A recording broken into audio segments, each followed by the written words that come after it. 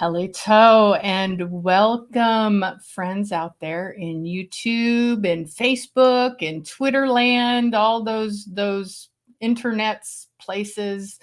Glad you could join us here for Red Hoop Talk, your native news and talk show produced by the Association on American Indian Affairs, which is, let's see, 100 years old. We were established in 1922. This is 2022. Do your math. That's 100 years.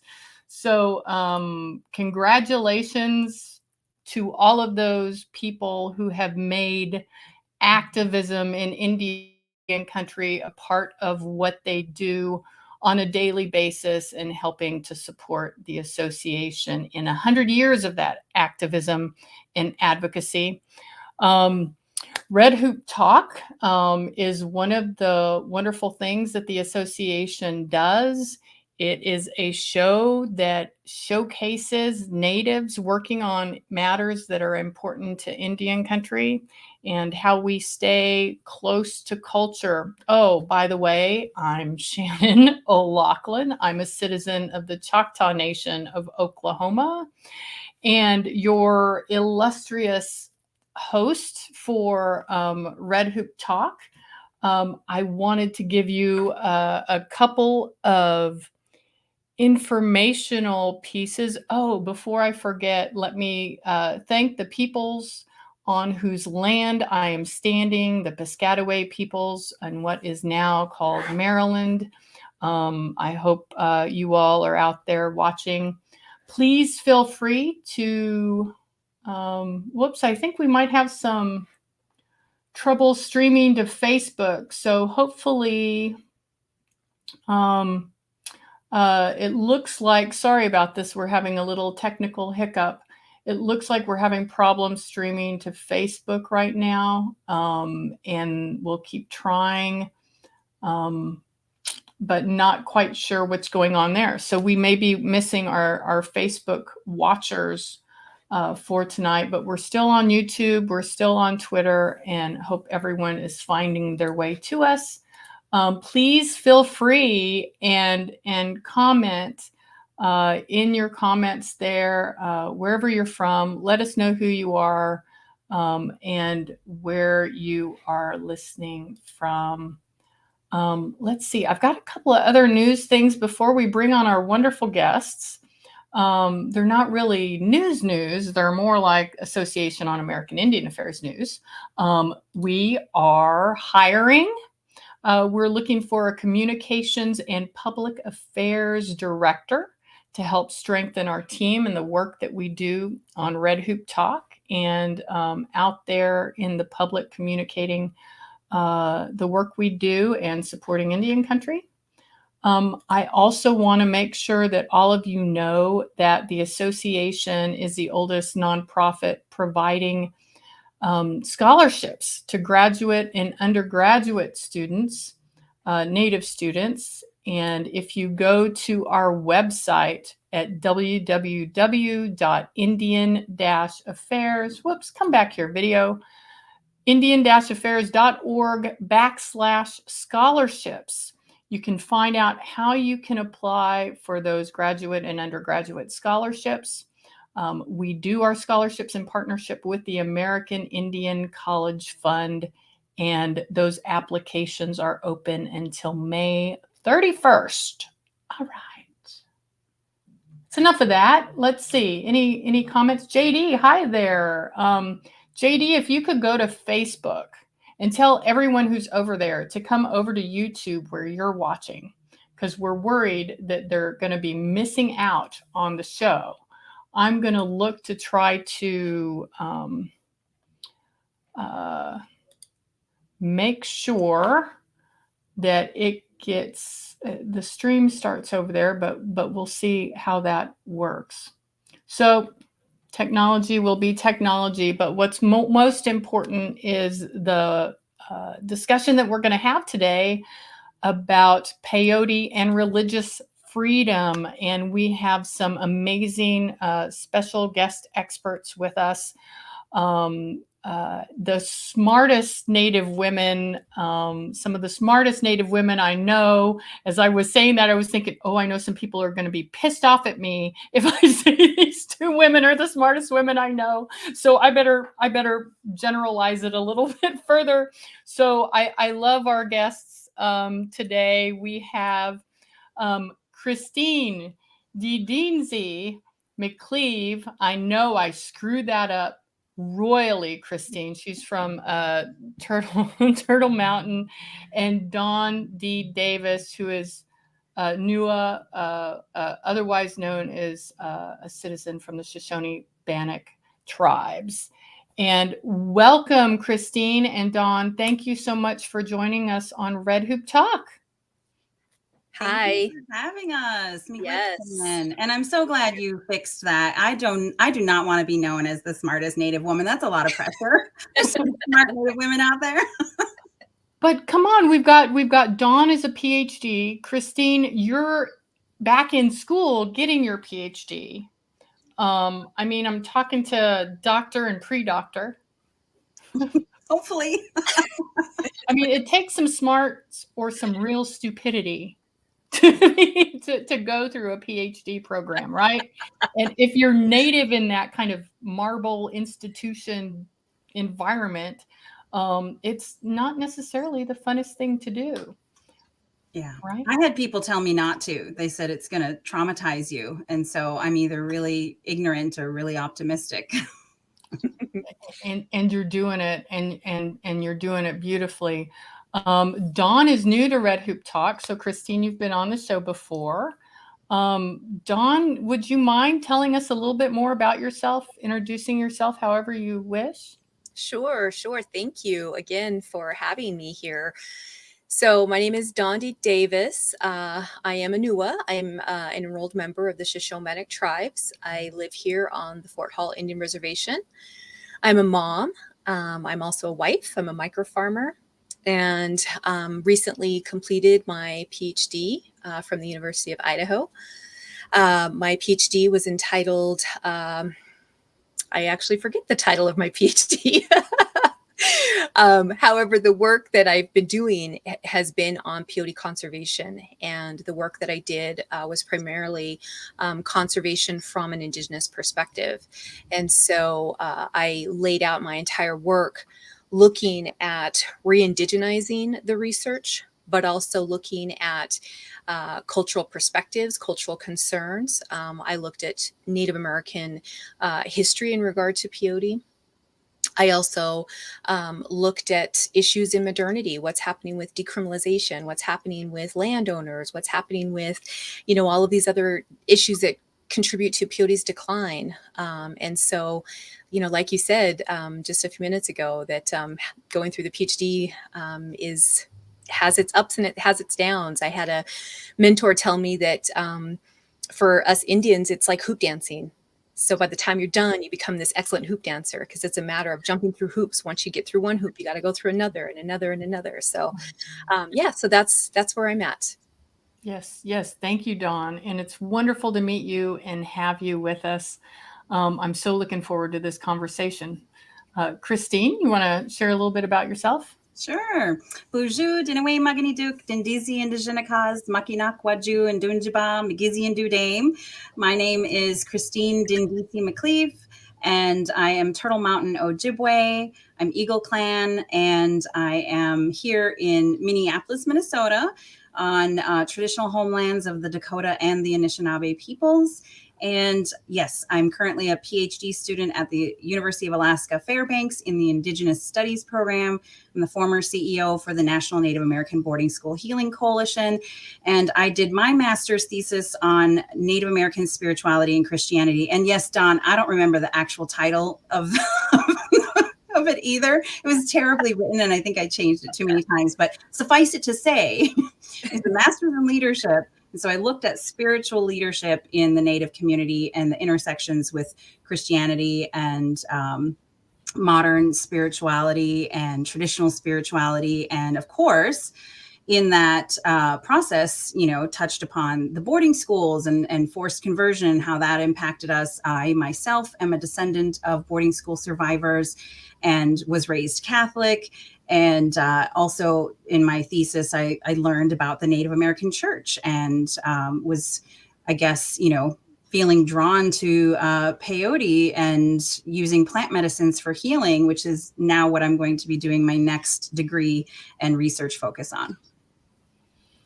See, I'm telling y'all, you're just way smart, and I'm so glad to have this conversation. Okay, so I want to figure out first how you both got to be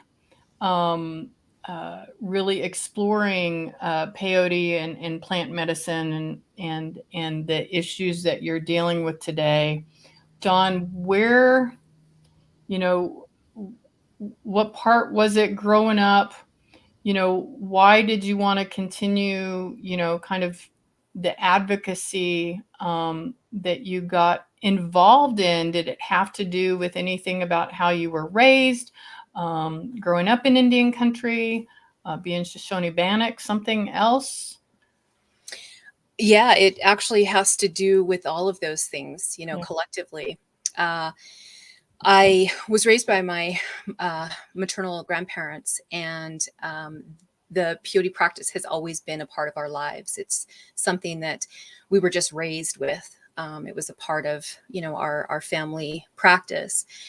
And I learned, several years ago from my mom that that she had actually partaken a peyote meeting when I was still in the womb. So I actually had this relationship with peyote prior to, my first breath, right?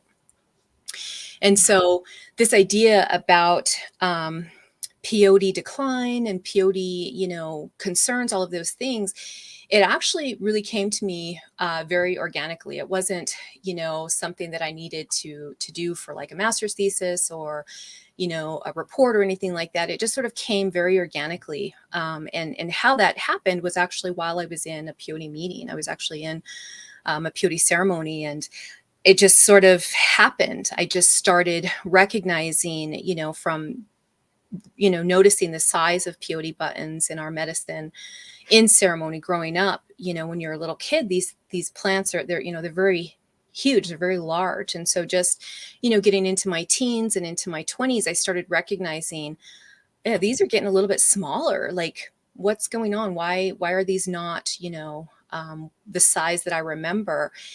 And so while in ceremony, it just kind of came to me like, there's something going on. You need to start paying attention to what's happening with this plant. And so that has always stayed with me. And eventually it sort of turned into, multiple questions to my grandparents, endless questions to my grandparents, about what's happening and what's going on. What can we do? And eventually that sort of turned into a master's thesis, and prior to going into that, I knew that studying this plant, in a Western context was going to be very controversial. I mean, talking about peyote anyway is controversial. It's a very sensitive subject. And I've had my battles with that within my own community and outside my community and talking about peyote. It's one of those issues where, people feel like you shouldn't be talking about it. It's not something you should be talking about. And so going into this, I, had to have conversations with my grandparents and asking them, is this the right thing to do? Should I be doing this? And my grandparents were very supportive, and they gave me, their approval and their blessing. Yes, you should study it. This is something that needs to be done. And so in the work that I have done up to this point, I've been studying peyote now for going on 16 years. I don't, talk about the ceremony. I don't talk about the protocols. I don't necessarily talk about the instruments. I don't talk about my personal experience or my reflections of what happens in these ceremonies. My research is really founded in what can I do to help preserve this plant in its natural habitat? What can I do to help ensure that peyote is going to live and thrive in its own home? What are those issues? How can I address those things? And so looking at coming from my master's thesis, where I was sort of focused on preservation, for use by the Native American Church, I eventually started looking at it, in a different sort of lens, and I started considering, well, what's peyote going through? What's the plant itself? What is it experiencing? And so I recognized that I needed to look at preservation of peyote for the plant itself. And yes, in conjunction with the fact that I do use peyote as a member of the Native American Church. So that's definitely, juxtaposed with that idea. But primarily, the biggest concern is how can Native American people and non-Native American people ensure that peyote can thrive within its natural habitat. So that's sort of how I got to this idea of peyote conservation. It wasn't, I think that for me, it was a very, like I said, organic thing. And I don't think that it was something I sought. I think that it was something that sought me. And so I really feel that there's a responsibility there for me. Yeah. Yeah. Wow. Christine, what, you want to piggyback on that? So what, yeah, I was like, wow, yeah, I had a lot of thoughts, but, so yeah, sorry, just was like, I wanted to say how I met Dawn, and that's kind of part of my story is, so for me, okay, going all the way back to, I mean, I probably heard about peyote in my 20s, maybe, but never had close contact with it. Certainly not like Dawn, I did not grow up around peyote ceremony. And it wasn't until, like I said, I did my master's thesis that I really learned more about the Native American Church and in regards to how they were instrumental in getting the American Indian Religious Freedom Act passed. And in doing so, they had to talk about how they were an established religion. And of course, because we are in a colonial context here with a colonial system of government that, was founded on Christian values, that Native American Church took on a Christian religious affiliation. And so when I was doing my initial research and looking at, how there was forced conversion, I really was not interested in the Native American Church or peyote because I was reading, things from people saying the peyote is the flesh of God. It's our sacrament. The peyote is Jesus. And really, really, a lot of theological synchronicity where transferring things from Christianity into an indigenous context or, indigenizing Christian things. I mean, depending on how you look at it. And so I was not interested at all. And that thesis led me to be, the executive at the Boarding School Healing Coalition. And it was after a few years there that I started to really, now working at the coalition, I had quite my own journey of healing. It's one interesting thing is that I was working at the coalition for 6 months when I found out that my great-grandfather went to Carlisle Indian boarding school. Prior to that, I didn't know. So working at that organization really brought up a lot of my family history, historical trauma, my own awareness of my trauma. And it was in 2018, was it 2018, Dawn? Yes. 2018 that I attended a conference from MAPS, the Multidisciplinary Association for Psychedelic Science, because they were talking about using plant medicine, or maybe they said psychedelics, but I was thinking about it in terms of plant medicine for healing. I had heard people talk about ayahuasca and I was reminded of peyote. And so I was like, okay, indigenous people have been using plant medicines for healing for, since time immemorial, for millennia. And if I'm working at this organization that's trying to promote healing, I need to look into this. I did have some selfish personal motives too. I was like, I need healing. I'm supposed to be leading people in healing, and I still need more healing of my own. And so I went to the conference. Dawn and I were the only two Native American women there. So obviously we gravitated towards each other and became besties. And it was at that conference that I had this kind of awakening to, oh my God, what are all these people who are not indigenous doing talking about indigenous plant medicines? Now, there was a guy who I'm now friends with. He's a professor, and he was doing a presentation on iboga, which is a plant medicine from Africa. And I was so upset. I went up to him afterwards, and he knows this. And I said, you put pictures of a ceremony on your slide deck. And I was like, did you get permission from those indigenous people to photograph their ceremony? That's a big no-no.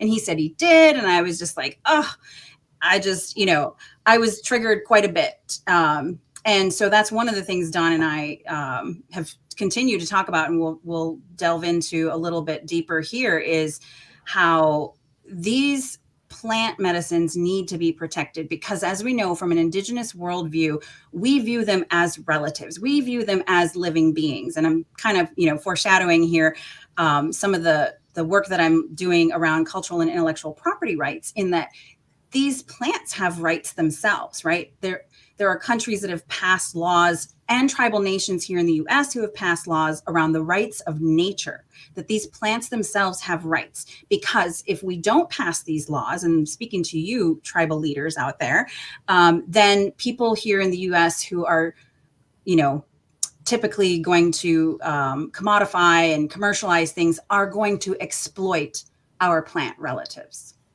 Well, I think it's more that they're not going to, they already are. I mean, it's already happening. If you look at what's happening with the movement under decriminalized nature, they have, 20 plus cities that have already passed resolutions. Several of those resolutions include peyote. Several of them don't. And I've had, many discussions with some of these city groups in trying to keep peyote out of their resolutions. And, some of those groups are very willing to work with myself and other organizations to keep peyote out of the resolutions. But some other groups are also going around that by using the word mescaline in place of peyote, in place of San Pedro, Bolivian torch, things like that. So it's really a very, very tricky thing. But like Christine says, it's already happening. And I think that, having this platform today, I think can really, help some of that awareness on what's happening. Because a lot of this, it's not that it's happening behind closed doors, but in a way it really is. But it's also happening more in mainstream platforms than it is on platforms, like Red Hoop Talk or even within Indian country. So I think it's really important that these conversations are being had, because what's happening now is we're getting non-Indigenous people and non-Indigenous organizations speaking for Native American people, with that idea that they have a true understanding of what it is that we want, when they don't. They haven't surveyed, they haven't tried to, there's very little effort in trying to really truly gauge what it is that Native American and Native American church people want in regard to peyote specifically. Because out of all of the plants that they're considering for decriminalization within the United States, peyote is really the only natural native plant that grows in the United States. Right. So let's go there, because it's my understanding, right, that peyote, it requires a particular environment, a particular ecosystem, and so it grows in limited places, and likely the traditional use of it was much more localized or regionalized than what we see today. I mean, I Googled Native American church and just was kind of like, what? Blown away that I could probably go over to, I think there was some place in Maryland and in Massachusetts and like East Coast. And I'm thinking, wow. So can you give like just one of you give a kind of quick version of how did peyote, a very localized plant, just kind of grow into this kind of Native American church? I know there's some law involved there. And then to the place where we are today. You have a quick history lesson you can share? Sure. I'll take that question.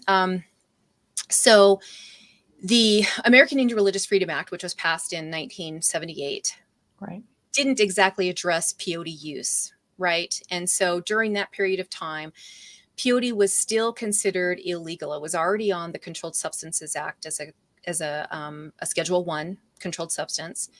And so it wasn't actually officially given to us as rights until 1994 under the amendments of the ARFA. And so under those amendments, we have the right to possess, transport, use. We don't necessarily have the rights to cultivate. But some of the new laws in regard to like the decriminalization are including cultivation rights. So that's another topic, right? Mm.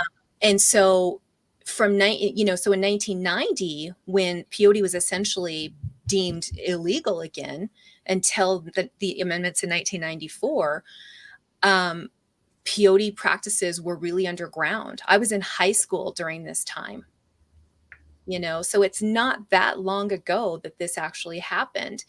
And so having, the ARFA amendments is vital to the practice of the Native American church. But what's also happening is that there are other churches within the United States that are actually using that law to help create their own use for religious practice, which include, for ayahuasca churches. Mm-hmm. I don't know about any of the other plant medicines, but definitely for ayahuasca church rites, they are using the ARFA amendments as part of their precedent case. Which can be very, very dangerous. We have, Arizona allows for non-Indigenous use of peyote. And cities that are passing resolutions are now allowing for non-Indigenous use of peyote.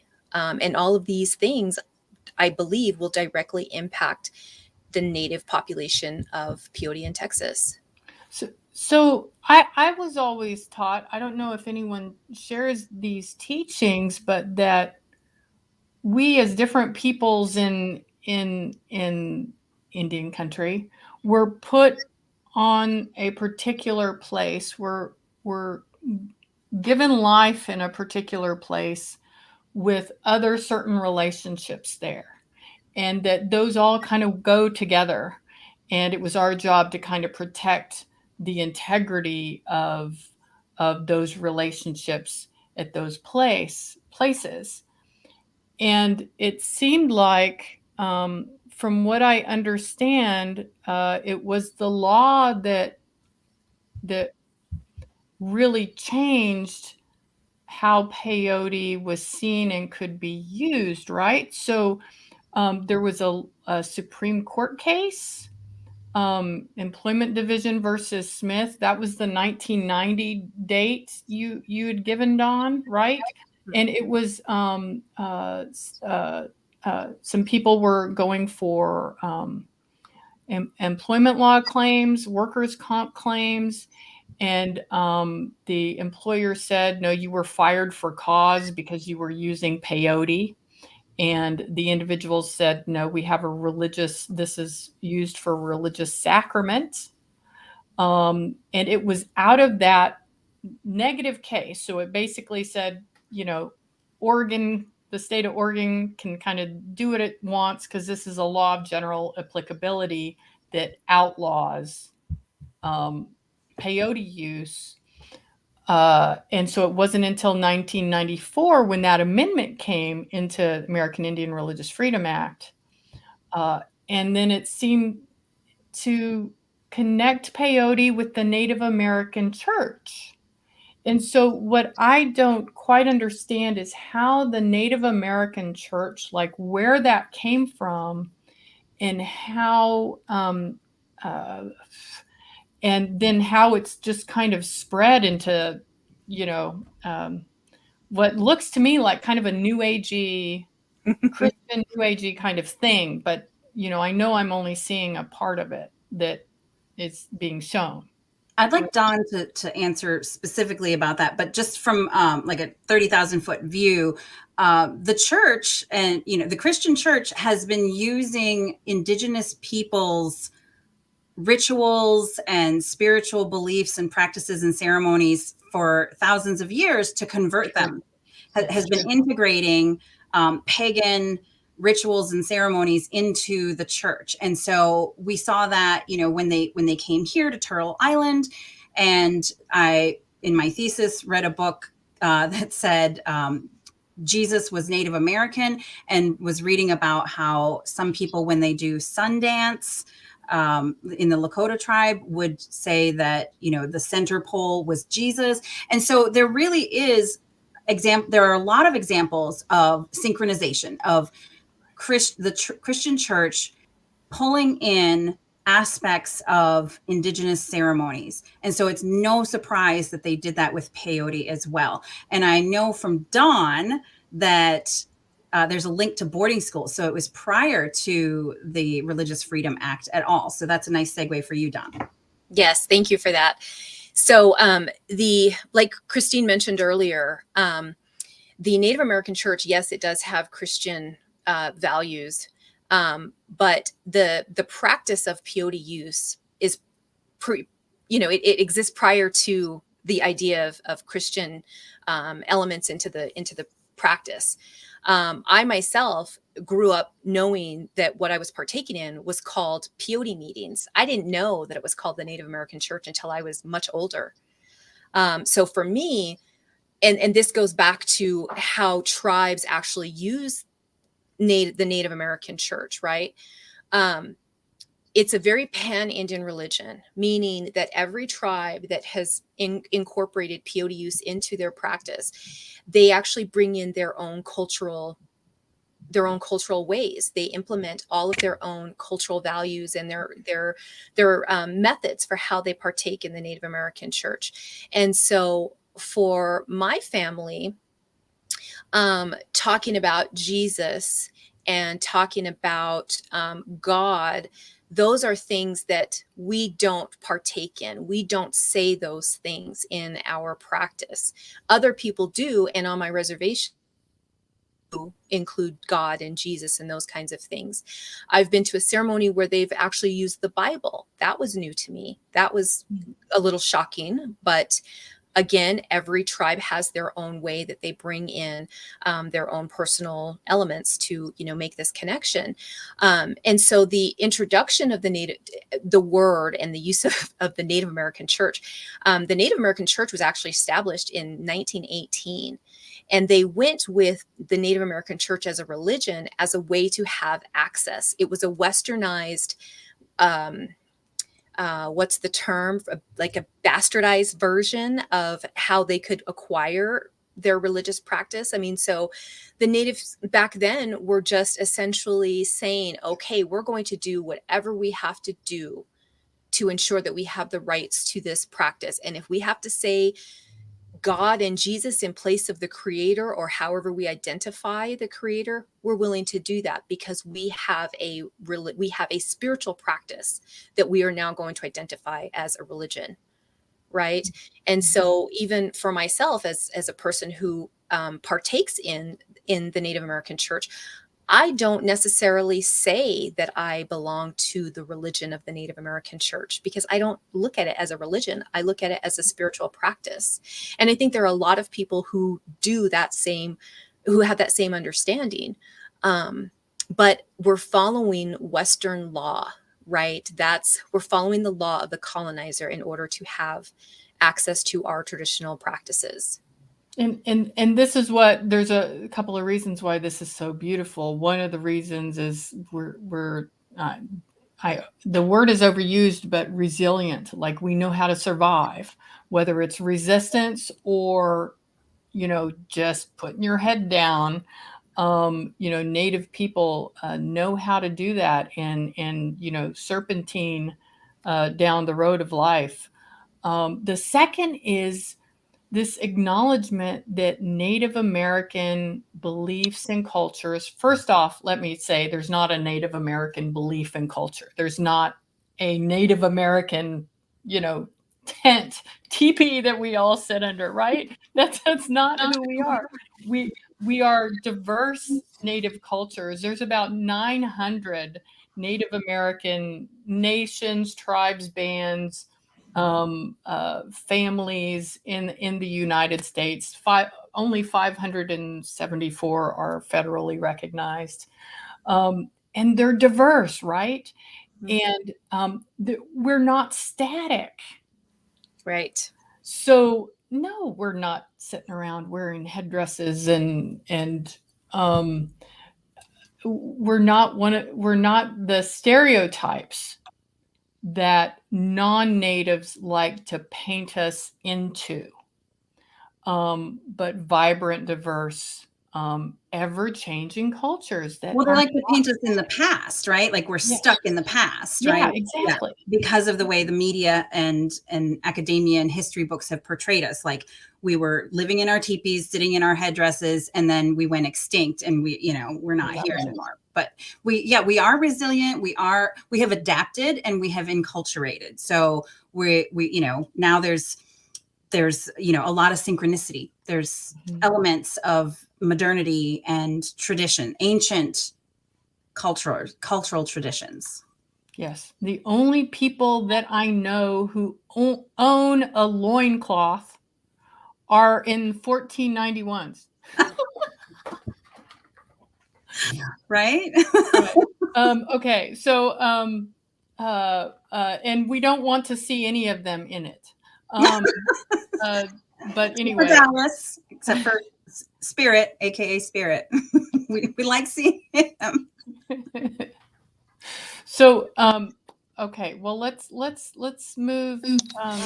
So before we move on really quick, Shannon, I wanted to point out too that, prior to the passage of the ARFA amendments, there was this issue that happened when the Supreme Court actually acted on the Employment Division versus Smith case. They actually said that, I don't know exactly verbatim the language that they used, but what they actually did was they said that what Smith was doing was illegal. He had no rights to practice. He had no right to ingest. This wasn't a religion, all of these things. And so they actually, when they passed that ruling actually impacted all denominations of religious practice within the United States. And so because of that ruling, they call this like one of the worst rulings in Supreme Court history. They actually ended up having to create the Religious Freedom Restoration Act, I believe is what it was called. And so through that act, at the time, there was Mr. Reuben Snake, who was working on, he was active, he's an activist for this peyote issue. And he actually, approached the people that were organizing the RFRA to have them, let's collaborate, let us join you as Native American people. And they wanted nothing to do with the Indians. And so that was why the ARFA amendments had to happen, because the organizers who were creating and who were working on the Religious Freedom Restoration Act wanted nothing to do with the Native Americans, even though that piece of legislation was passed because Native American rights were denied. I mean, it's a terrible, terrible thing that had happened. And so we had to take that one step further, and it went again to the Supreme Court for the ARFA amendments. I just wanted to point that out really quickly. Can you imagine being that judge that that passed that terrible ruling that, oh my God, set that terrible precedent? But you know what I always talked about was why we needed the American Indian Religious Freedom Act in the first place. Why wasn't it part of, the First Amendment to the Constitution along with everyone else in this country, right? Because technically we weren't even citizens until 1924. So it didn't apply to us, right? So, and then thinking about the boarding schools that actually had this agenda to Christianize, to forcibly convert us and assimilate us into Western society and Christian religion. And thinking about going all the way back to, the Wounded Knee Massacre and how there was this movement happening with the ghost dance to bring back our ceremonies, how some people had to take our ceremonies underground and keep them going in secret. And then other families like mine that, I mourn the fact that I did not grow up with ceremonies and songs. I don't know them because they got lost in my family line somewhere along the way, right? So yeah, we needed a special piece of legislation to say that we had the right to our spiritual beliefs and our spiritual ways. Now, if that doesn't crystallize the imperialist agenda of the United States as a colonial nation, then I don't know what does, right? There's plenty of other examples, actually. Didn't I tell you all that these women are pretty freaking smart? Oh, wait. Yeah. Oh, I forgot. Since we're all wearing our glasses. Oh, yes. There you go.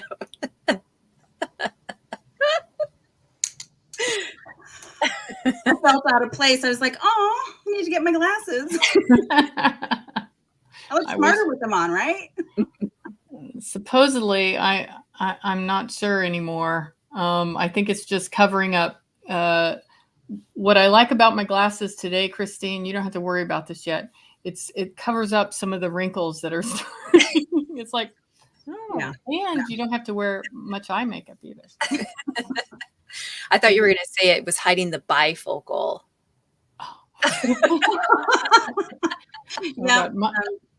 I've got all sorts of, like, you know, scope here going on, high and low, depending on where I'm looking. Anyway, you know, I have a trick for wrinkles. You just stay plump. Damn it! And it's that time of the year, man. I've been plumping up, so maybe I'll just. So we got some comments too. Yes, we've got dress shows throughout, or. Well, and I'm glad, and I'm really sorry that for some reason we can't get Facebook re-engaged. I'm not sure if we've been hacked or what's quite happened that it wasn't able to connect, but supposedly it's still trying to. So we're missing our Facebook audience, which for Indian country, that's kind of our big audience. But we do have YouTube and Twitter. So please, everyone, say hi, give us support. Let your friends know to come watch us on YouTube, and we'll post the show as soon as we're done on Facebook, and hopefully get more people watching and interacting there later. But back to this. So where do we go from here? We've got folks around the country wanting to decriminalize peyote, and what does that mean for those peyote meetings and indigenous practices? Well, I know Don can definitely speak to this, but I wrote a note earlier because when Don was talking, it really stood out to me that, and I learned this from you just today, Don, that although peyote is protected under the Religious Freedom Act, cultivation is not. So the use of peyote is protected, but cultivation is not. And so the fact that peyote is now an endangered species makes it even more critical for us to protect the use of it under our rights to religious freedom, right? So I didn't realize cultivation wasn't approved. And so that is very problematic. And the reason, I think, Shannon, you asked this earlier, why, how did it spread across the country and why is it endangered? And Don spoke to that in terms of the pan-Indian religion and access through the Native American church, whether people are doing peyote meetings or ceremony in a Christian context or a traditional context. It has proliferated throughout the United States. And now here in Minnesota, same as you, Shannon, I can find a chapter of the Native American church and go participate in peyote ceremony in an Ojibwe way, right? In an Anishinaabe language. And it is native to a very small part of the United States and mostly in Mexico. So it's a problem when you think about, okay, so now this has become part of our spiritual practice. It has tremendous and immense healing capabilities for us as historically traumatized and oppressed peoples who survived attempted genocide and ongoing genocide in this country. And yet access to it is becoming an issue because of poachers, because of people who found out, oh my God, this plant, is you can trip, you go on a journey, it's psychedelic, right? Well, yeah, and maybe they wanted to use it for legitimate healing as well. I do believe all human beings on the planet should be able to access our plant medicines. I don't believe that they should be commercialized and commodified. And I think that most of the people in this country, because of our colonial mindset here, don't understand that indigenous peoples have ancient knowledge of stewardship, traditional ecological knowledge of how to relate and care for these plants. And so the problem is that they were harvesting the peyote in a way that didn't allow it to grow back. It was not sustainable. And that's how it's become endangered. And I'm sure Don can clarify on that a lot more. So I just wanted to point out that peyote is considered endangered at the local level, meaning that because Texas is the only state in the nation that has peyote naturally, it is endangered at the local level, meaning in Texas, right? But throughout its range, it's actually categorized as vulnerable. So it hasn't quite hit the vulnerable or the endangerment level across its range.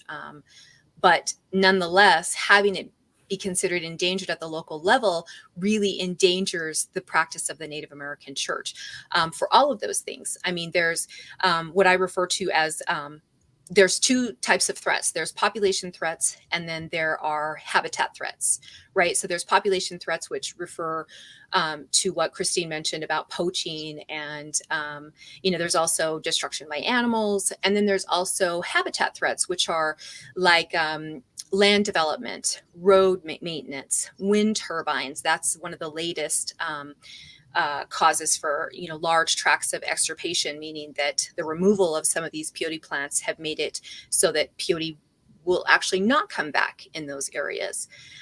There's also exurban development.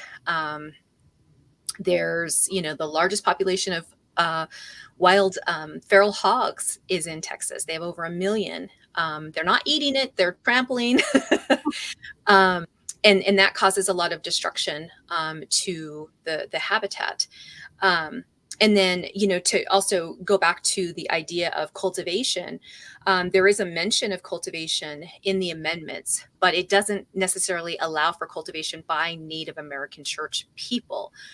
It definitely does not allow for cultivation by peyote distributors, which are primarily in Texas. So in talking with attorneys in this area about cultivation, they've all said that it's a really gray area, but yet it's something that's encouraged, definitely, but it's still a very gray area. Wow. And how long does peyote take to grow? Isn't it like, it's not like a traditional plant where you can harvest it every year. It takes years to mature, right? Yeah, it's been said that peyote could take up to 20 years before it's actually considered mature. So with peyote, it's actually, maturity isn't necessarily based upon age, right? It can be based upon the fact that peyote has flowered, that it has seeded. But what's happening with poaching and with the increase in membership is that plants are actually being harvested before they've flowered or that they have seeded. So they're actually harvesting immature plants.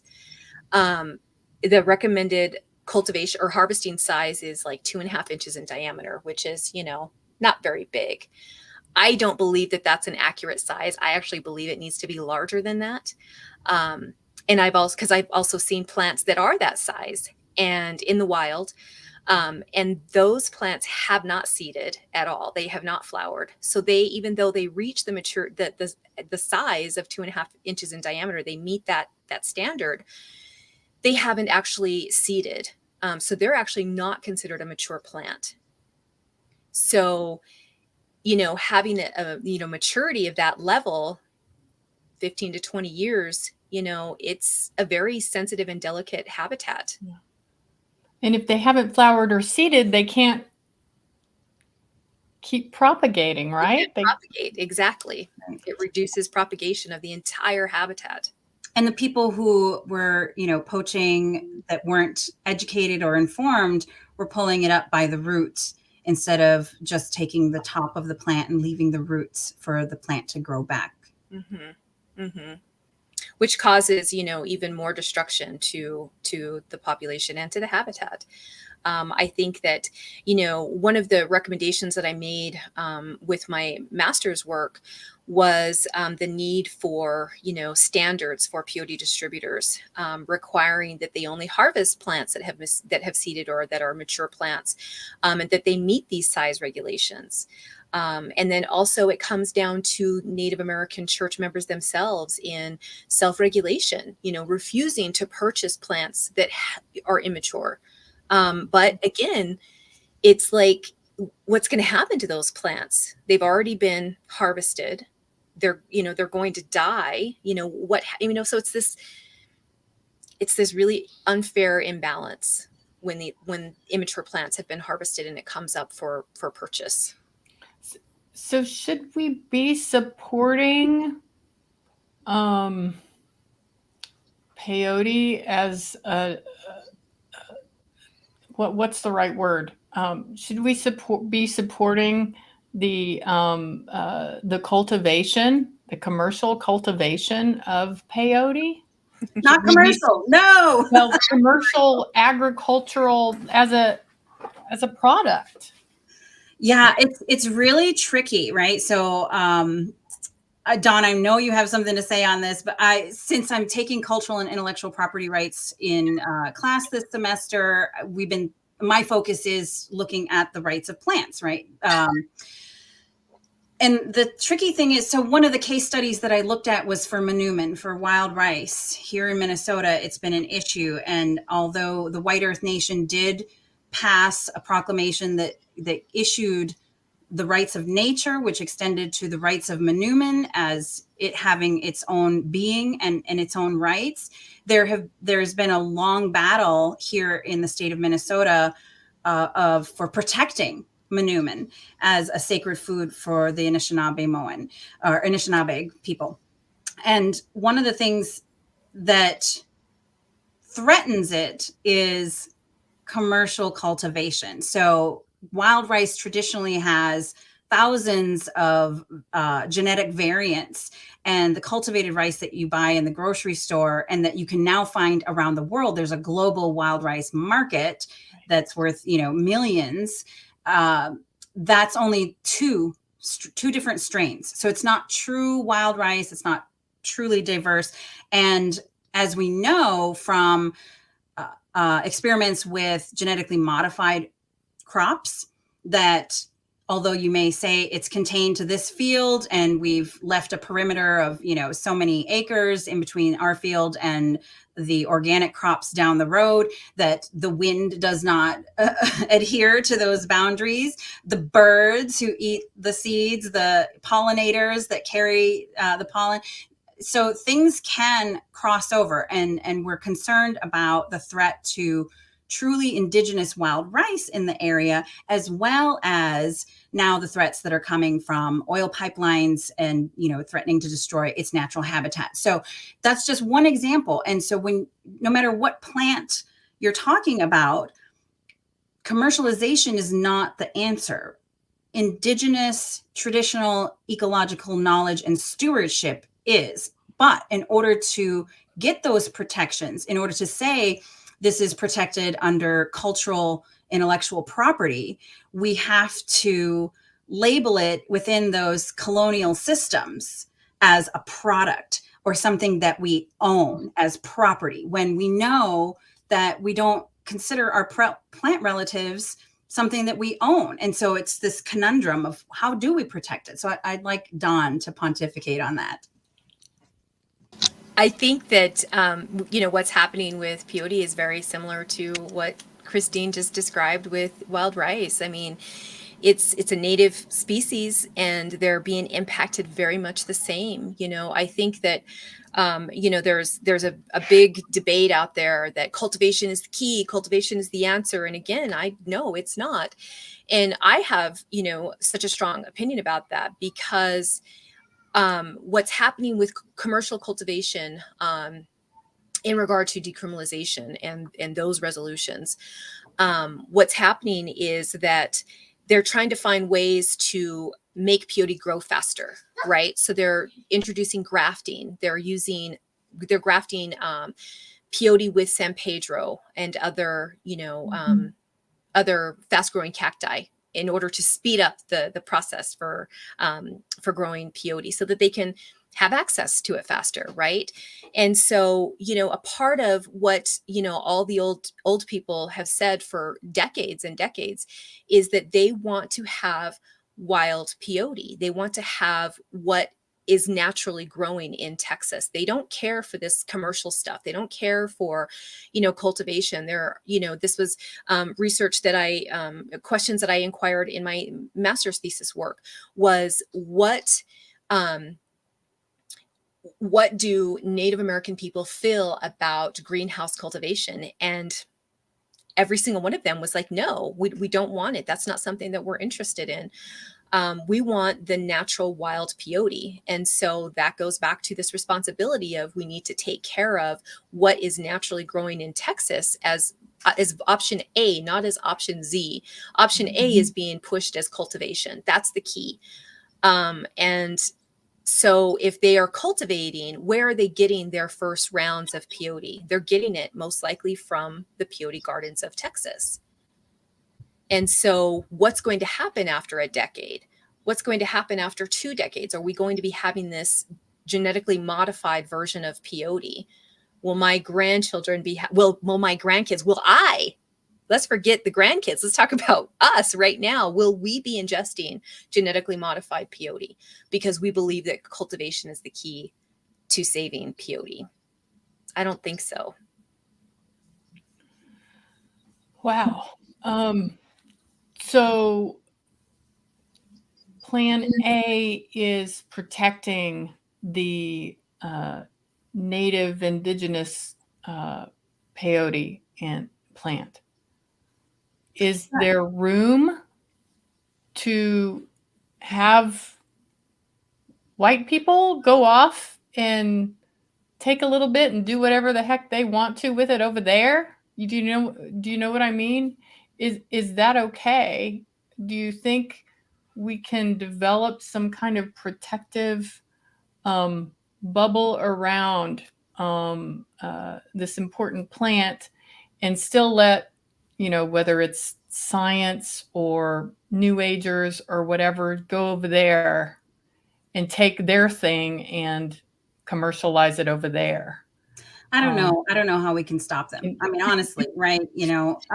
What I do know is that there is this debate that I've seen comments online and, official statements issued between this national nonprofit for decriminalizing nature, which I think in theory is a great concept. Like, how the heck did we get to this point in this country where naturally grown plants are illegal? I mean, Creator is just really mad at us, I'm sure. So, but there's also some of these local decriminalization movements that are respecting the wishes of Indigenous people. For example, there's one that I found online where their statement says, we discourage non-Indigenous people from purchasing and consuming peyote because that species of cacti is at risk of extinction across the Southwest because of poaching, the meat industry, the oil and gas industry, and heavy mining. Our resolutions no longer decriminalize the use or possession of peyote, and we discourage the media from mentioning it without context on the threats to its sustainability. We owe it to our Indigenous brothers and sisters to prevent poaching, and we encourage experienced botanists to grow it for Indigenous organizations like the Native American Church. This is the Bay Staters decriminalization movement, and they seem to be in the minority for a decrim movement that is actually honoring the position that Indigenous peoples are in. I mean, Don and I are going to do another webinar next week where we're going to focus more on the historical trauma, but I'm just going to preview it for you here. We're talking about a group of peoples and cultures who have undergone historical oppression, genocide, and are still living with major disparities economically, educationally, and health disparities, and have had so much taken from us: our language, our lands, our ways of living, our ceremonies, and our plant medicines, right? So it's like, God damn, haven't you taken enough? Like, And so it may not necessarily be illegal for them to decriminalize and include peyote, but it certainly is immoral. Just because it's legal doesn't mean it should be done. It doesn't mean that it's right, right? Yeah. Yeah. Right. Yeah.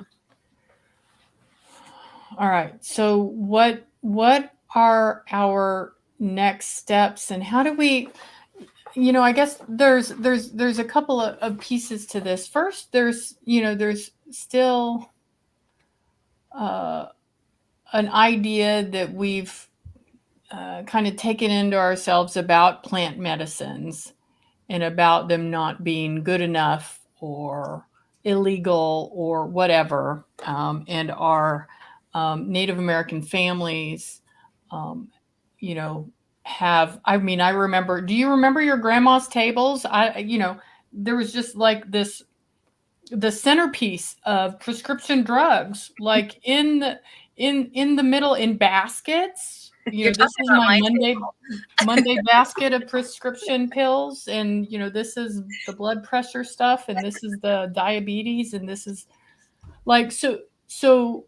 What is it that peyote can teach us as a people about our own medicines? I mean, what can we do to just educate ourselves in Indian country about how important plant medicines are to our health and our healing? I've never taken peyote, so I can't necessarily answer that question. And maybe it's not just peyote. It's about our plant medicines. I mean, from headache relief on up the chain, there's really important medicines that have been. I remember going to certain places in the high desert to pick sage, and I know if I went there now, those places wouldn't be there anymore. Yeah. Well, then I can speak to that. Thank you for broadening it, Shannon. So the other class I'm taking this semester is Indigenous Ways of Healing. And one of the books that we're reading is The Boreal Herbal Wild Food and Medicine Plants of the North. So I'm at the University of Alaska, but here in Minnesota, some of these plants grow here too. But I'm learning a lot about, plants that are native to Alaska and the Arctic region as well. And one of the interesting things is this is a good book because it talks about our relationship, our spiritual connection to the plants. As an Anishinaabe woman, I know that Creator told us he would give us a plant for everything that ails us. For every sickness and disease, there would be a plant to cure us. Personally, I have an aversion to taking pharmaceuticals. I hate the fact that a lot of them will be something that you have to take for the rest of your life. And as somebody who is somebody who's diagnosed with anxiety, I'm always like, well, what about when the apocalypse happens and I can't get to the pharmacy? And the funny, not so funny thing about that is that here in Minneapolis 2 years ago, we had a civil uprising, and guess what? You couldn't get to the pharmacy. So, it's like, do I have anxiety or am I psychic? Because I also, a side note, when I was a little girl and people used to be like, if you could have any superpower, what would it be? And it was like, oh, do I want to be psychic? Do I want to fly? And I was like, ooh, I want to be able to see things that are invisible, like germs. And what little girl says that, right? And I'm like, oh, because my spirit knew there was going to be a pandemic. So anyways, during the pandemic, I built an apothecary at my house and started really getting into some of the, plant medicines that help us. Mullein is one that a lot of people started to be aware of and using during the pandemic because it grows in a lot of different regions and is a really easy plant to harvest and helps you with your lungs. Is an expectorant and helps clear your lungs and strengthen your lungs. I make a tea from it. I use elderberry.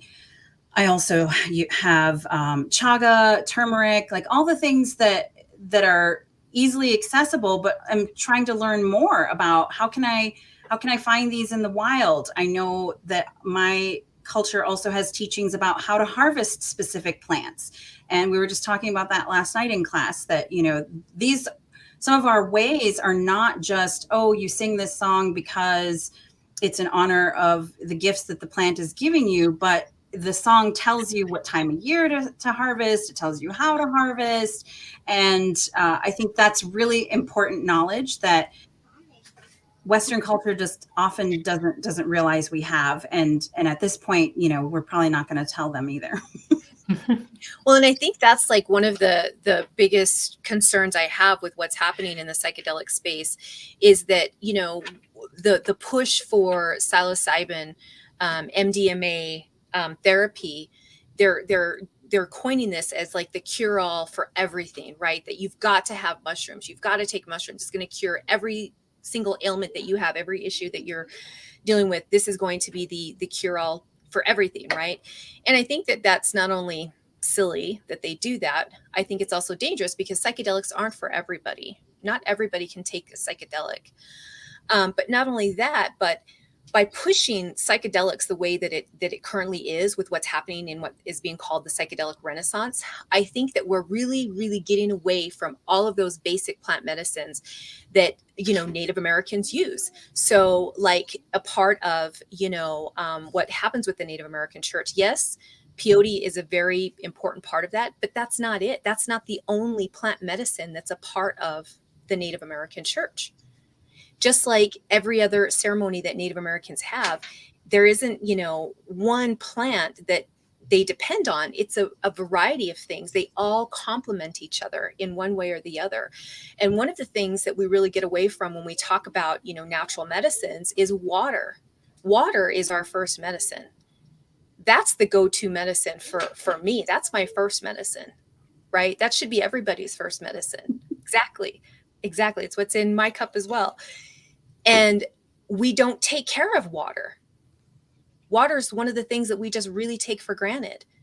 And so a part of the work that I, try to do is try to reground people and try to, make people really think about plant medicines. It's not just about psychedelic plant medicines. It's about basic plant medicines. You can look at sage, you can look at, you can look at water, you can look at all these really basic things that people actually consider weeds in their yard can be medicine. I think there's a book out there, 10 Weeds That Are Medicine or something like that. There is a book that talks about the weeds in your yard that are medicine.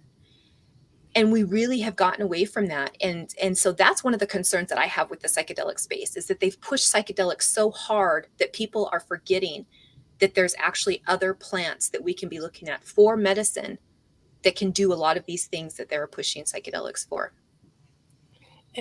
And but it's also about relationship, right? So pharmaceuticals, take 3 times a day with food, and you get a certain effect from that, hopefully relief or whatever. Plant medicines are, and the relationship that one has with plant medicines is much different. And it's not just, chew on a leaf and you're better, right? There's something else going on. And I love how, Robin Kimmerer, with Braiding Sweetgrass in that book, talks about the relationship, and how the relationship that people have with these plants actually supports the plant's own propagation and other relationships in the ecosystem. What more do we know about psychedelics, and peyote as far as those relationships? Maybe I'm asking a question that's kind of out there, but I guess I'm just looking at it's not just a sacrament plant, but I'm sure it's more than just that, and why it needs to be protected. I think it's an interesting question. Interesting. It's a big question. And I think it is, here's where my head goes with it, that really what happens when we enter into relationship when we treat these plant beings as living beings, we acknowledge their spirit, we acknowledge their medicine, we acknowledge their role in all of nature, in the cosmos, as connected to the creator, as connected to ourselves, as connected to everything. That's then it doesn't matter what plant you're talking about, right? Like that's the gift, and that's the underlying inherent value system of most indigenous peoples around the world, that in order to survive for millennia like we did, we had to live in relationship with our environments, with each other.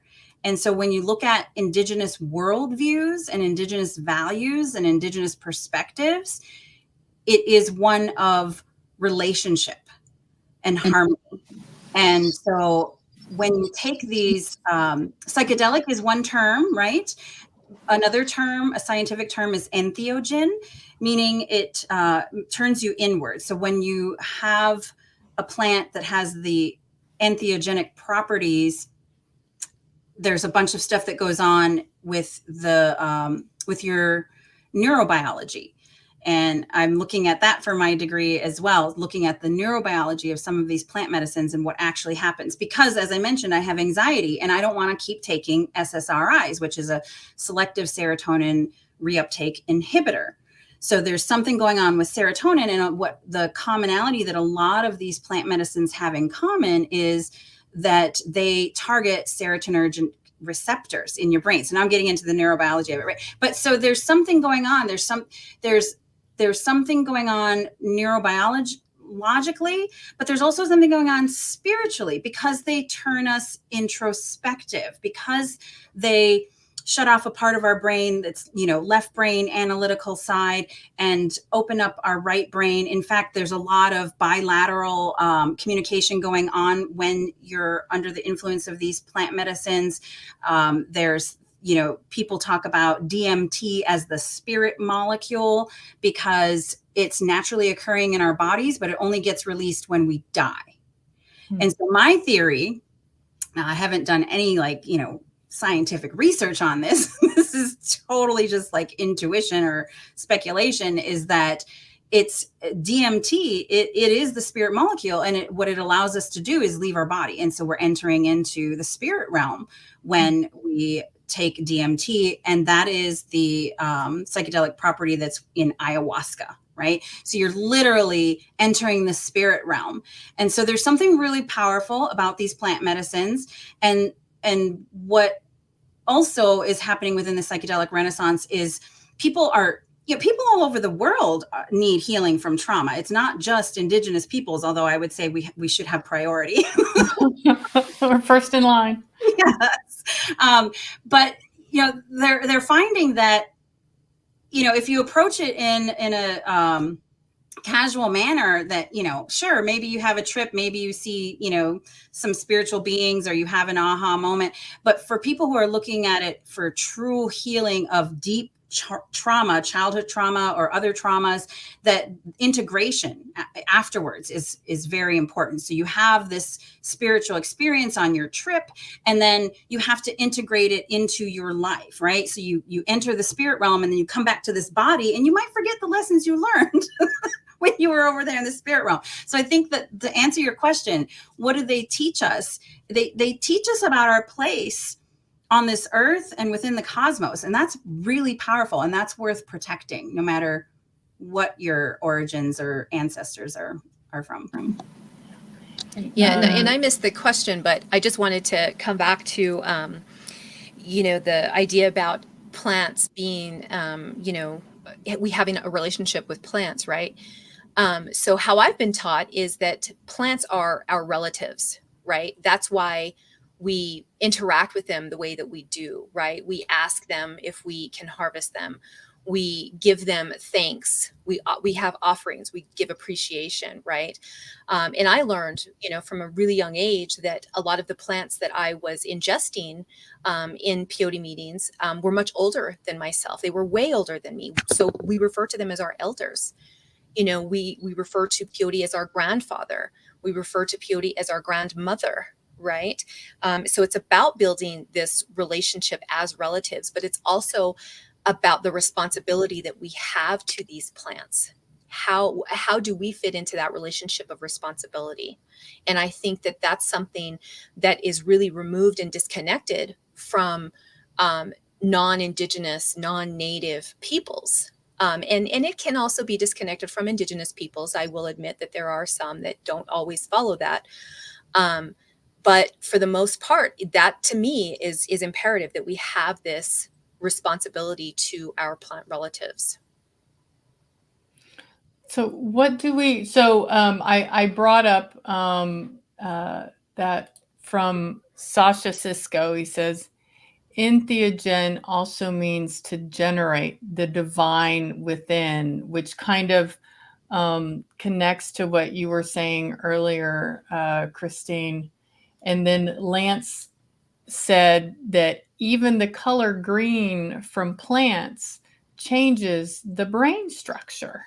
So there are so many things in plant medicine that we're just absolutely clueless about, and and it's just like everything else that I have found in my native studies background, or whatever people want to call it. And part of it, I connect with Vine Deloria in his book Red Earth, White Lies, where he's talking about all this traditional knowledge that we have, that science, takes decades and centuries to figure out. It's like, why didn't they just ask us, right? Why, we could have told them how that whale got up into the Columbia River. We have stories about that. We have stories about so many things about why things are the way they are. And I'm certain that we do about plant medicine. Now, the idea about With that term entheogen, right? Sorry to cut you off, Shannon, but even with that term entheogen, right? Like, that's such a Western term. Like, who cares? Who cares what entheogen is, right? Like, that's not what we call it when we're in ceremony. We don't say, oh, we're experiencing this entheogen, right? We don't call it that. We all have our own terminology. We all have our own words for what it means to have that moment, to have that, ephemeral moment of being, right, and having this experience. I don't know another word to describe that, and lack of brevity here, but we all have our own Native American term for what we refer to that moment, right? It's not, and it's definitely not an entheogen. So let's talk a little bit more, at least for a minute, more about this psychedelic renaissance, is what I've heard y'all say a couple times. Yeah. Now I can guess what that means, and I can watch all sorts of shows on Hulu and Netflix about hallucinogenics and getting high. What is psychedelic renaissance doing, to indigenous cultural practices?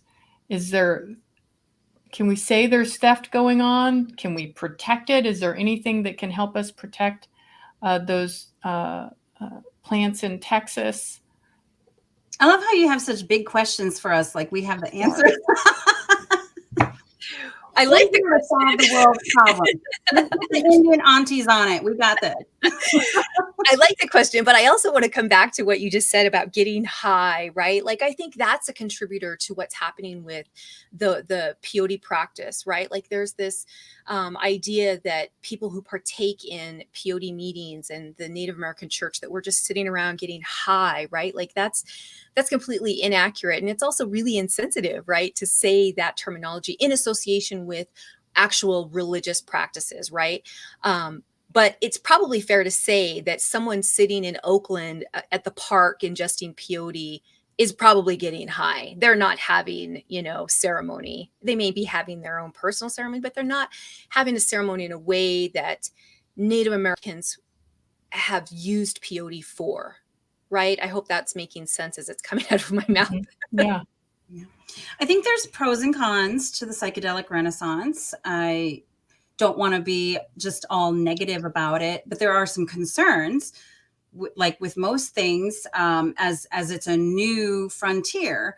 There's room for innovation. There's room to help people in, society or globally, but there's also some risks, and people need to be careful. So some of the good things about the psychedelic renaissance, from my perspective, is that it's prompting these things like decriminalizing nature, right? It's prompting people to say, wow, marijuana is a naturally occurring plant that has some really healing properties that can help people who are struggling from certain illnesses and, with anxiety and depression. And hemp has like all these wonderful possibilities for us. So why have we made these plants illegal, right? And I think the other thing that, like Don was saying about MDMA, that's a synthetic, right?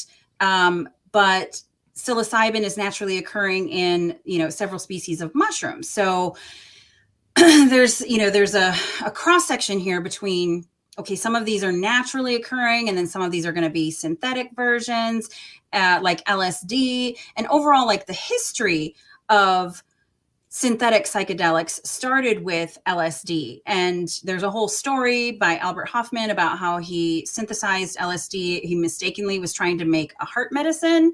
And then he decided to take some. He took way too much. It's actually a funny story. And now there's a bicycle day in honor of his discovery because he rode home tripping balls on his bicycle. But there's some really cool things that happen, like not only the spiritual experiences, but what I learned recently is called synesthesia. And synesthesia is when you can smell the color orange or the color purple. It's the, crossing of your senses.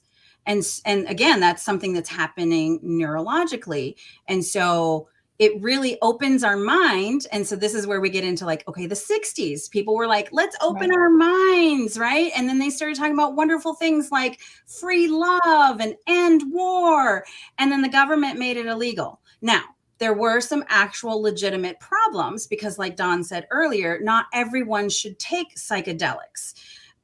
There was something to do with Albert Hofmann synthesizing LSD and it being related to the heart.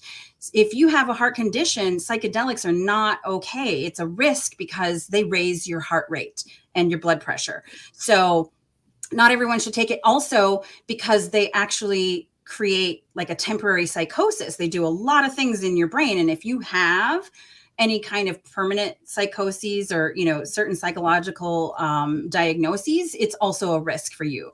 And what happened in the 60s was some people took it that shouldn't. They had some bad experiences, some negative outcomes, some health issues. And government said, oh, this is a dangerous drug. It has to be illegal. And now the psychedelic renaissance is the result actually of that organization, that nonprofit MAPS, who's been lobbying for like 30 years to say, no, there are medicinal properties in both these plant medicines and these synthesized psychedelics. And so they got the first FDA approved clinical trials of MDMA, which is now in phase 3. And so there will be MDMA assisted therapy, and they've been targeting veterans with persistent PTSD, so treatment resistant PTSD, and they've had really good success rates. And so, yeah, there's a lot of great things coming out of the psychedelic renaissance. What are some of the things to be cautionary about? Well, don't be culturally appropriating our ceremonies, our knowledge. Please don't call yourself a shaman. Don't go down to Peru and do ayahuasca and then come back and say you're a shaman. Now, there's a show on Vice called Kentucky Ayahuasca. And it's this guy who goes to prison and is in there with somebody from Peru. He gets out. The guy sends him a 2-liter bottle of the ayahuasca brew, and he gets on this show and he's like, I'm a shaman. Like, there's a lot of issues, and we'd have to have like a whole nother show. Nice. And he's doing it here in the US. It's Kentucky Ayahuasca. He's doing it here in the US under the American Indian Religious Freedom Act. He says he's part of the Native American Church, but this dude is not Native American. He's like blatantly, upfront about it. He has like one indigenous person on staff, and she's, I think, from Colombia. I can't remember. I only watched a couple episodes. So there's some serious issues and threats to our Religious Freedom Act as well, not to mention just the ongoing insult and harm that is being done by culturally appropriating our ways. So it's a complex issue. Well, there's also co-opting too that's happening with organizations that are saying that they are indigenous. They're co-opting that terminology, and they're co-opting our voices, saying that because they are indigenous, they have the right to talk for all indigenous peoples. And that's a huge concern for what's happening within the psychedelic renaissance. I think that, the other issue that's happening within this space too is, yes, they may be making space for more Native American and indigenous peoples. I think there's more research that's now coming out of the works that are being done by Native American and indigenous peoples within the psychedelic space, but still not nearly enough, right? You have lots of researchers coming into this space talking for indigenous peoples, not talking with us, but talking for us. That's a big difference. And that's a grave concern because there's that co-opting. There's also, taking things out of context, removing plant medicine from traditional ceremonies can also be very dangerous. I mean, we're talking about, spiritual danger here, right? Impacting your spirit. I think that that's really another big concern for what's happening within the psychedelic renaissance. I could probably go on and on about some of the issues that are happening. I think that in regard to this comment about pretendians, I think that's definitely something that's happening. I always try to push for, and I hate the terminology of vetting, right? Like I hate that we have to really vet the people that are saying that they are Native American. But I think that that's something that needs to happen. How are these organizations, how are these entities vetting their Native American people? I had a conversation with a woman once who told me that she was questioning someone's indigeneity. And I said, well, she told me that she is, X tribe. I, for the most part, am giving her the benefit of the doubt. And I said, I tell you that I'm Newe. I tell you that I'm Shoshone-Bannock, and you believe me. And she says, yeah, but you are. And I said, but how do you know that? Did I show you my tribal card? Did you call my tribe and ask them if I'm enrolled? I mean, you're taking my word for it, right? And so I think that there's a lot of that's happening. And that is also very concerning within not just, the psychedelic space, but across North America and globally, right? Like we're seeing a lot of this happening in academia where we're now recognizing, that lots and lots of funding and dollars are going to pretendians. And that's very, very problematic. I think that, I mean, I'll stop there. I'm sure Christine has. Yeah, because that is a whole nother show that I hope that we have soon. I like what Lance said here. He says, exercise and nuts creates a compound that helps with depression, helps regulate hormones. And I guess, Lance, what kind of nuts are you talking about? I think he means omega-3s. Okay. Right, Lance? Is that what you meant? Or are we talking still about tripping balls or something? I don't know. Yeah, I don't know if they're connected. I don't know. That's okay. Sorry, trying to have a sense of humor, and I'm not real good at it. But so Dawn, you're not good at it. I know that it's like a heavy thing. Like I'm constantly, like I left the Boarding School Healing Coalition and thought, oh, good, I don't have to carry around, healing for the nation. And I'm like, shoot, man, there's still a lot of heavy trauma, there's a lot of issues. And I think one of the other good things about the psychedelic renaissance is that if people hopefully if they're interacting with these plant medicines, a lot of them will have their awakening. And if they can learn about the issues, if they can address the spiritual bypassing and deal with appropriation and co-opting and pretendians, then I think there's huge potential for the evolution of humanity on the whole. But they're going to have to learn to listen to indigenous peoples. I find it incredibly ironic that there's this movement to decriminalize nature without addressing why the heck nature got criminalized in the first place, without addressing the colonial system, the legal systems that, you know, that created this situation. And how it's still leaving out indigenous peoples, right? Yep, exactly. Right. Exactly. I mean, I look at the cannabis industry as kind of the direction where all of this is headed, and I'm really, that really freaks me out. Because cannabis is not cannabis anymore. Right. It's turned into all sorts of strains, plants, chemicals, and who knows what you're actually getting. But you Well, know, and that brings up an interesting thing too, because that's something we haven't talked about, and that's the pharmaceutical companies that are now getting involved in the psychedelic space, right? There's pharmaceutical companies that are now, you know, synthesizing mescaline. There's organizations, you know, that are saying that they've built an indigenous reciprocity fund or something like that, where 10% is going to indigenous communities. That's a lot. I'm totally kidding, right? 100%. We need all of it. It's ours. Like 10% is insulting, right? To say, oh, 10%, we're going to give 10% of our proceeds to indigenous communities. Okay, well, who's defining what indigenous communities are going to be getting that 10%, right? I thought you were going to say who's defining what indigenous communities are too, right? And that too. Exactly, that too. How are they defining who, you know, and who is sitting on these boards? Are they, you know, pretendians? Are they descendants? Are they just somebody who is an expert, who is a non-indigenous Native American expert?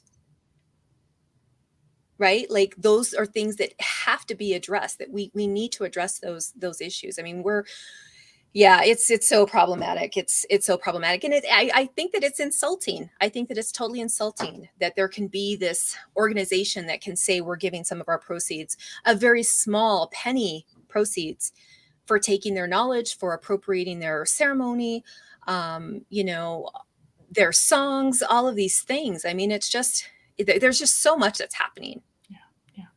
So there's a recent story about Willie Nelson. I don't know if you heard that he's being sued again by Big Pharma because he's gotten into the CBD business. And he knows how CBD has helped him and other people. And there's all these country singers and people coming out about how CBD has been so helpful for them as a medicine. And so Willie Nelson got into the business and started selling it at really low rates, low costs. And so Big Pharma is suing him.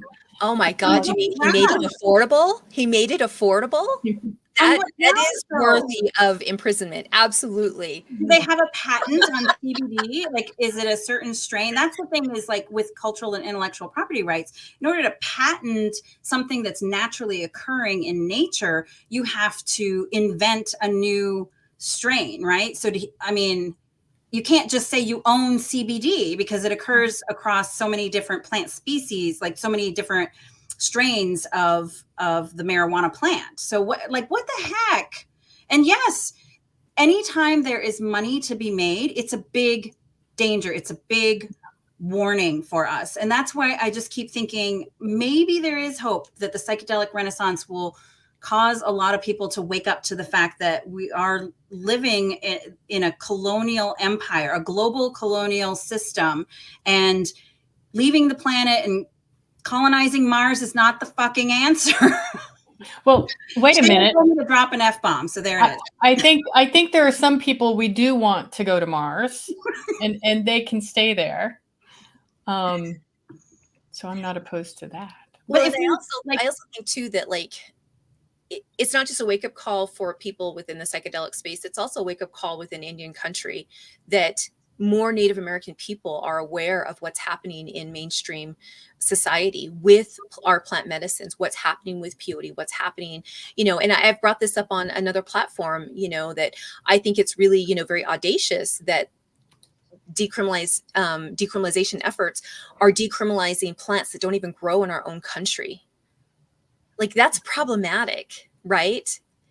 And so I think that, it's important that more Native American people are aware of these issues and what's happening. And I should also, put out my disclaimer that, everything that I've said here today is my own personal opinion. I may be a member of, the Shoshone-Bannock Tribes, but I don't speak for them. This is not their opinion. This is my opinion only. I want to make that very clear because I don't want my words to be taken as I speak for a whole nation. This is just my personal opinion. And I actually have more freedom now that I'm not the CEO of a national organization to speak about my passion for this issue and my own experience with plant medicines, right? So there's all kinds of issues that we have to navigate as Indigenous people, as Indigenous women. We don't speak for our tribe, we don't speak for our organization. Oh my God, what if my children watch this? It's rough out here. Hey, let me share some information about these wonderful women we've been talking to tonight. We have nativesci.com. That's nativesci.com. And this is Dawn's website. Did I put it up there right? I'm putting it in the chat as well. Do you want to tell us anything in particular about your website here, Dawn? It looks like my husband has changed some of it, and I'm not totally aware. Hubby. Because we had a whole about page that just sort of gives a little bit more information about us. Doesn't look like it's giving it there, but it's the small business that my husband and I started several years ago. And we're very open to not just plant medicine consultation, but we're involved in so much more. And you can see some of our services if anyone is ever interested in seeking out some of our knowledge. Yes, and Dawn's email and even her phone number is on her website. And then for Christine, who spent some. Did you do this website yourself? Wait, oops. Let me get the right. I love that you think I spent a lot of money. Yes, girl, I did that myself. So let me get it up here. Here, check this out. Christine's website, which is CHRISTINEMcCLEAVE.com. CHRISTINEMcCLEAVE.com. I'm going to put it in, where am I? In the chat for everyone. Indigenous consulting. So, Christine, you do more than just consult about plant medicines, right? You do a lot more than that. Yes, and some of these photos, the ones that were taken by a professional photographer, they were taken by Leslie Crane, and she's an excellent photographer. I would totally recommend her. And those photos are courtesy of the Boarding School Healing Coalition, permission pending, since we're talking about intellectual property rights. But yeah, you know what? I did this website with a GoDaddy template. Like, I bought the domain and then I bought the service and just, populated my text and my photos. And if you go to services, it's a work in progress, but JEDI training is justice, equity, diversity, and inclusion. I just became qualified to administer the IDI, which is the Intercultural Development Inventory. And then, of course, Indigenous evaluation. I might do away with that. So if you want me to do that, you better contact me now. I'm not sure I want to do Indigenous evaluation. And then, of course, healing historical trauma, which is really to say that I'm still doing the work around my research for healing and, using plant medicines and addressing historical trauma, which is also the political advocacy that I've been engaged with around truth and healing commissions, truth and reconciliation commissions, transitional justice, and universal Indigenous and human rights. Indigenous and value evaluation. I'm trying to think of, I mean, that sounds pretty complicated already. So I support you not doing that. I'm going to out myself and say, I'm not like a certified evaluator. All I know is I'm Indigenous and I know how to evaluate. You want to hire me to come be your judgmental auntie? I will do it. That's what I have a similar situation. So there's this oatmeal chocolate chip cookie that I make, and I always call them my Choctaw chocolate chip cookies. And everyone gets pissed at me because they're not. And it's like, well, I'm Choctaw. I'm making them. I made them. It's the essence. It's the Choctaw essence. So what else do we want to say before we kind of close up our subject for now? And I also want to invite people to watch you both on, do you want to share this podcast? Is it a podcast or another video show? It's a webinar. Mm-hmm. So it's with the Psychedelic Liberation Collective, and I believe it is on the, Christine, help me here, the 24th. Yes, I don't even have the time in here. I'm sorry, Christine, maybe you can share what time it is. Oh, put me on the spot. No. Yeah. It's on the 24th. I'm looking it up quickly. Okay. Thank you. I want to say it's around the same time. I know on my calendar, I'm in Central Time. It's around 5:00 in the evening. I think I found it. I'm going to pull it up here. The Psychedelic Liberation Collective, Thursday, February 24th at 6 p.m. Eastern. Go to the Psychedelic Liberation Collective website to events, and you can get more information on and how to register, I'm assuming. Yes, thank you.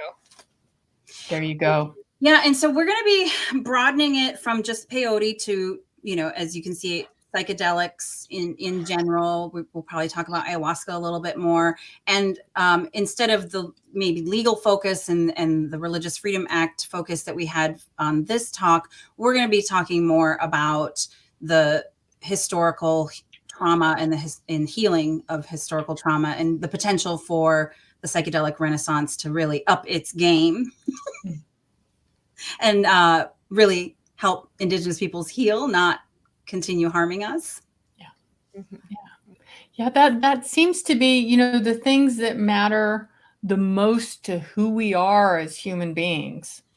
Just, we're constantly having to fight to keep and hold on and continue.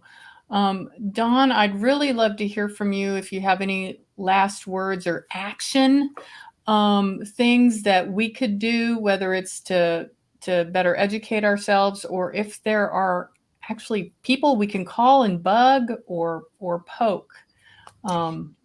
Yeah. So the National Congress of the American Indian just passed recently a resolution. I can't remember the title of it because it's actually incorrect. But they are doing a call on federal, state, and local governments to protect and respect peyote and its byproducts. And so that was passed this past winter. It was actually passed, in October of 2021. And I think that, one of the takeaways from this platform today is I'm hoping that we can reach some Native American legislators who are really interested in pushing forward more of what the National Congress of the American Indian, appreciative that I was, a part of drafting that document, but there's still so much more work that needs to be done in regard to protecting Native American, the American Religious Freedom Act amendments, but also protecting peyote in its natural habitat. There's so much work that needs to be done.